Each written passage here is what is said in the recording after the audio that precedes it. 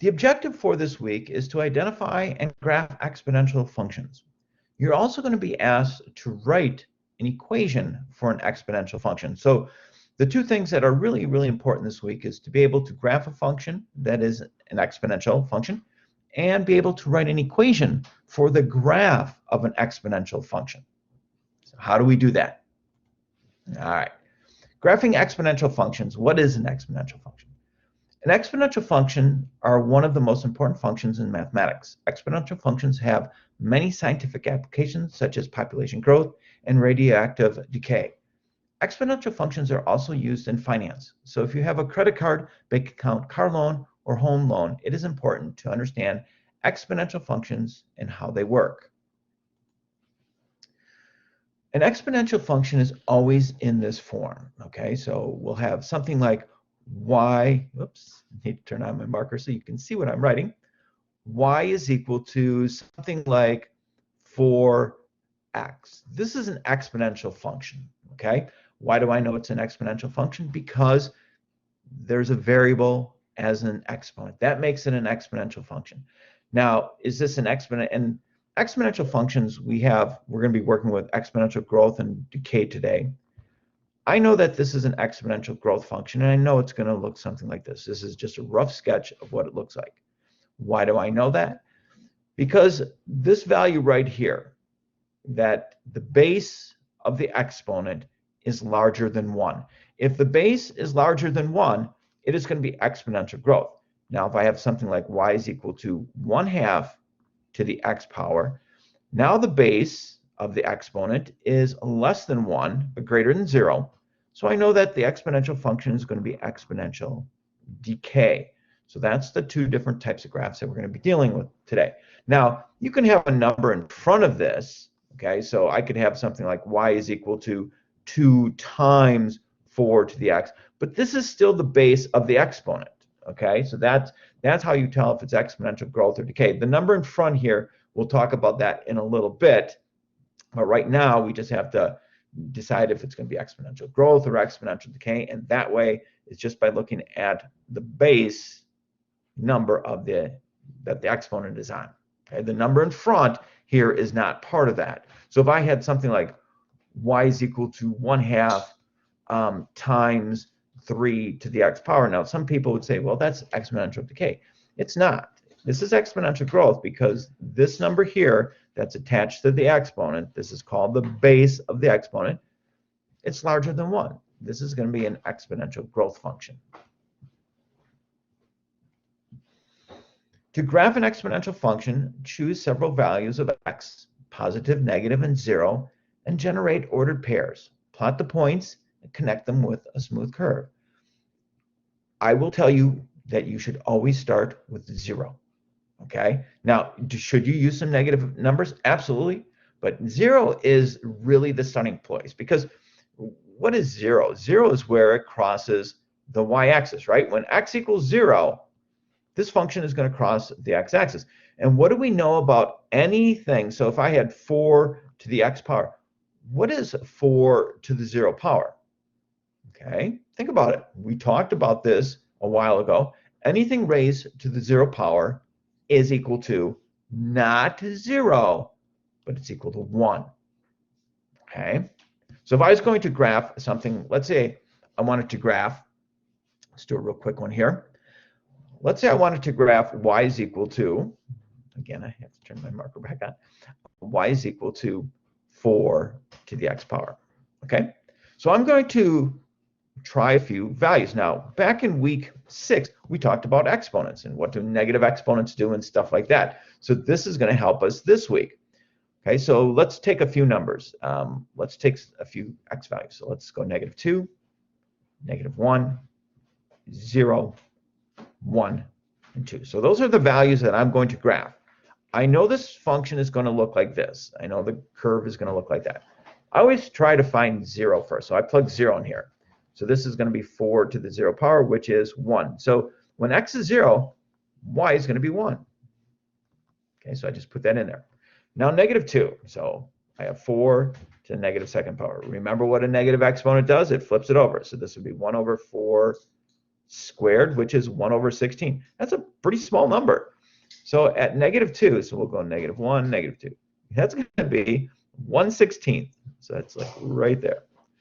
If I did -1, so 4 to the -1, well, that's going to be 1 over 4 to the first, which is just 1/4. So that's pretty low to the also. And then I've got 4 to the 0, which we said is 1, 4 to the first, which is 4, 4 to the second, which is 16. So if I go out to 1, it goes up to 4. If I go out to 2, holy cow, it's way up here at 16. So my graph is going to look something like this. 4 points is enough to graph it and get a fairly decent picture of what it's going to look like. So that is a very simplistic problem. Now, let's say I gave you the exact same problem, but I had a 1/2 in front of here. So it's really y is equal to 1/2 times 4 to the x bar. Well, guess what?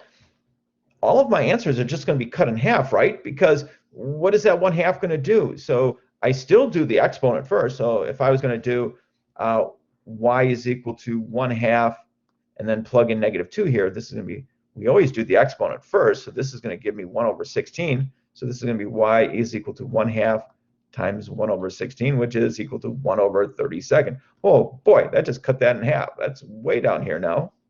And then if I do this one times 1/2, 1/4 times 1/2 is 1/8, so that'd be here. This would no longer be at 1 anymore because I'd multiply by 1/2, so that would be here. 1/2 of 4 is 2. 1/2 of 16 is 8.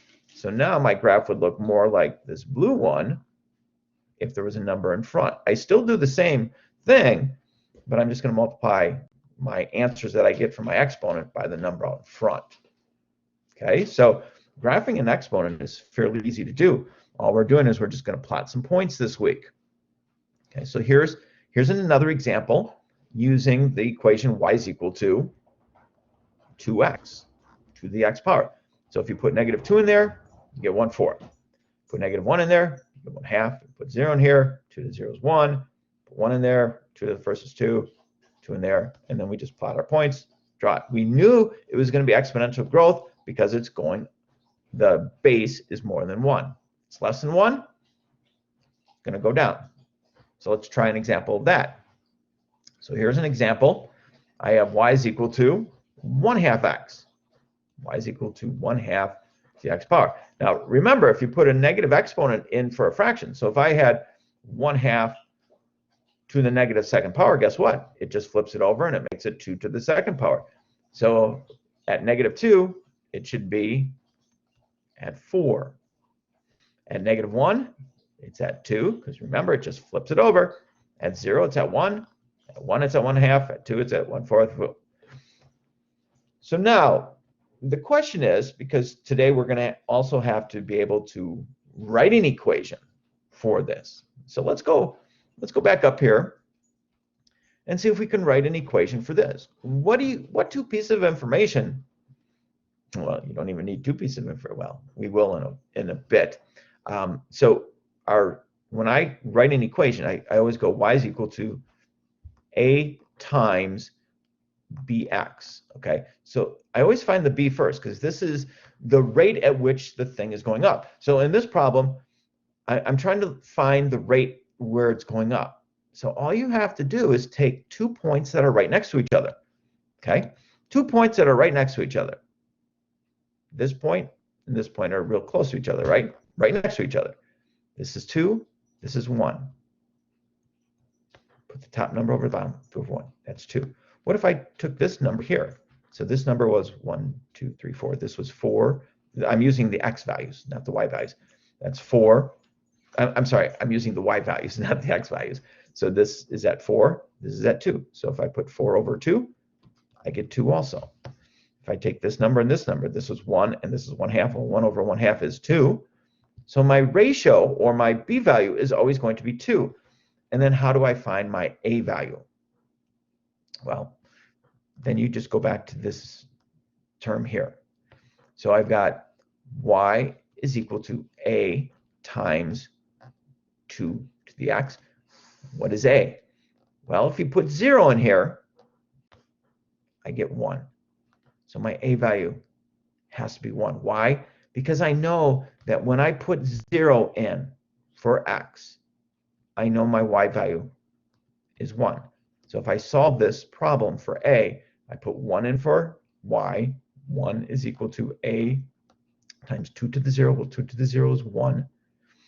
So if I divide through by 1, a is equal to 1. So, and we'll try one where the a value is not 1. Okay, so that's how we go and we find the equations. So for exponential growth and exponential decay, we just have to look at the number in front. It tells us if it's a growth or decay function. If I was going to graph this function here, remember this is my b value. It's greater than 1, so I know it's going to go up.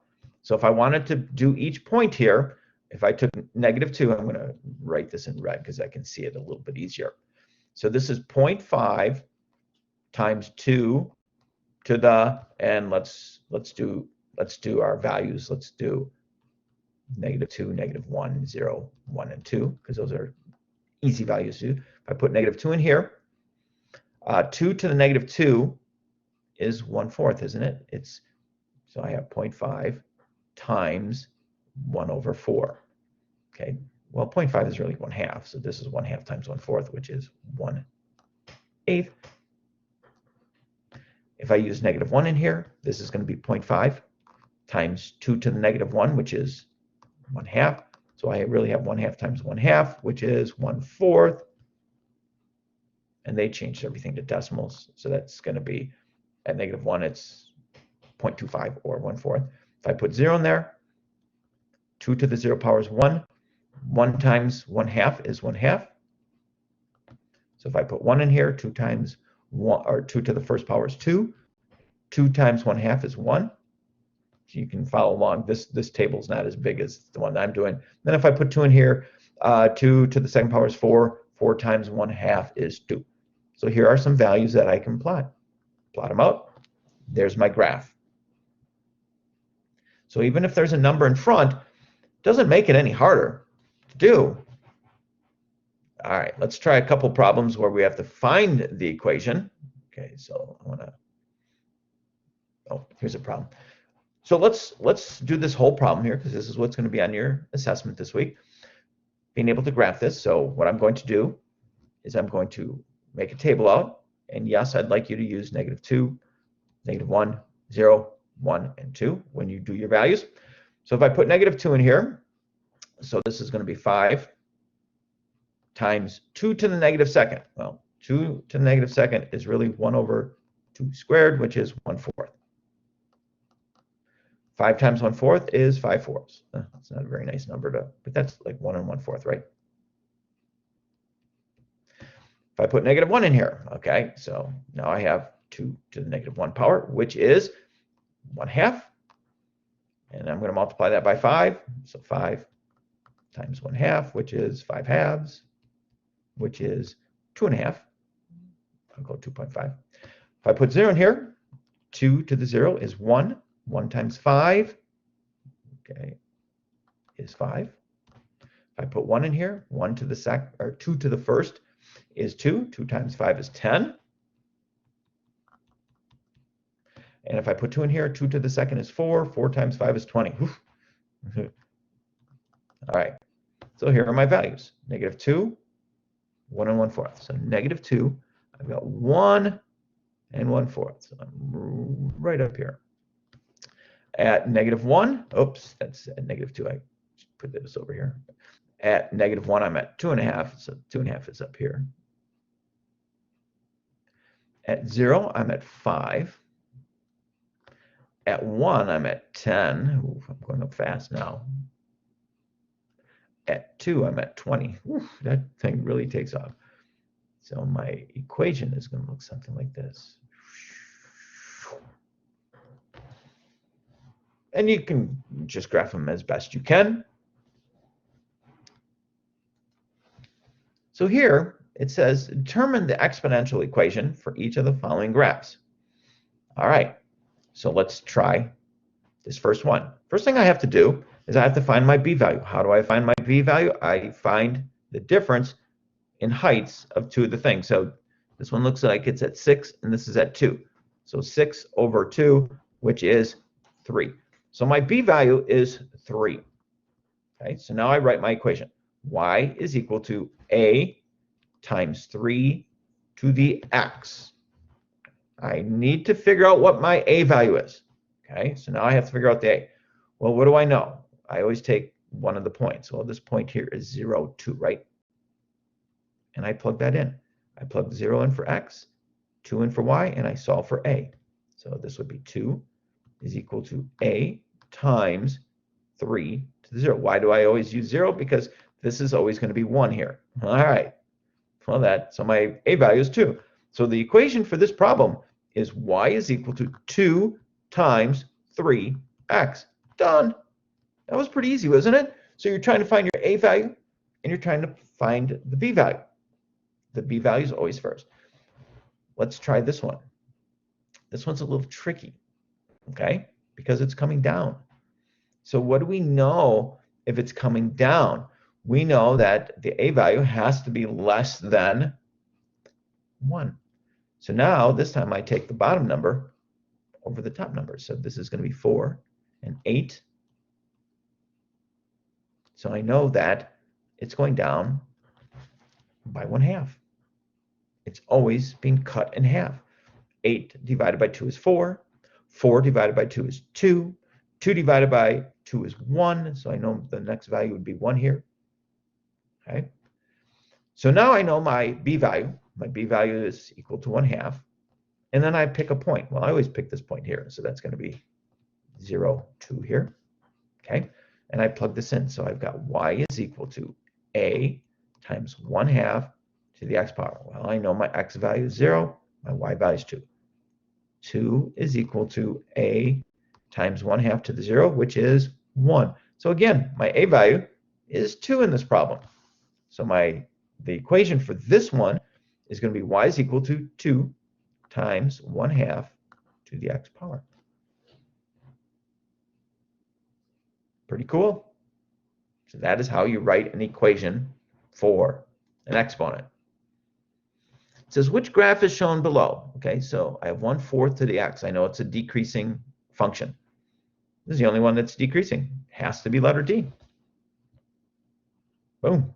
Now I could graph it out. I could find a few points, but much easier doing it this way.